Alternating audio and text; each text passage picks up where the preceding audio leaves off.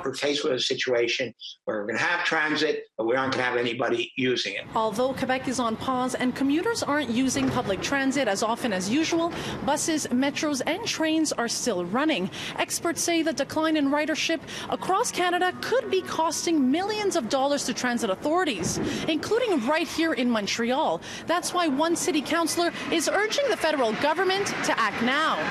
Do we want a transit long-term future? And if so, the federal government is the only one with the deep pockets to address this issue. Snowdon City Councillor Marvin Rotrand has been reaching out to Canadian city councillors in Toronto and Edmonton to kickstart what he calls a municipal movement to get Ottawa to help public transit keep their buses and trains running even after the country transitions back into normal life. And he's not alone. The Regional Transit Authority in the Greater Montreal area has already estimated that for the month of April alone, ridership could drop to about 80 to 90%. Bringing the total for April and March to nearly $90 million in losses. The financial impact of the COVID-19 mainly concerns a drop in fare revenues, and according to this scenario, it could represent a shortfall of just over $75 million in April. As for March, our first assessment allows us to estimate a drop in fare revenues of approximately $14 million.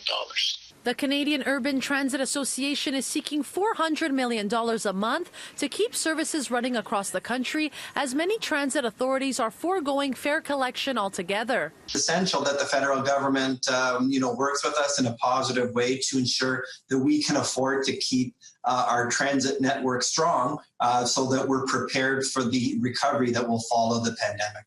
When City News reached out to the STM, the Public Affairs Officer Philip Derry told us in a written statement that there is no plan to cut down all service or close the STM. On the contrary, with a gradual return to more normal economic activities in the coming weeks, the STM has already initiated meetings with partners from the business and health sectors to define measures to better frame the post-lockdown period with regards to customers sharing space on the bus, metro, and paratransit networks. But Rotrand says that's wishful thinking and prefers having the financial support now. Even when normal begins, people are going to be afraid to use transit. They're going to be afraid to be with others in congested places. A lot of people will see that they can work at home at least several days a week. The nature of work will change. In Montreal, Melina Giubilaro, City News.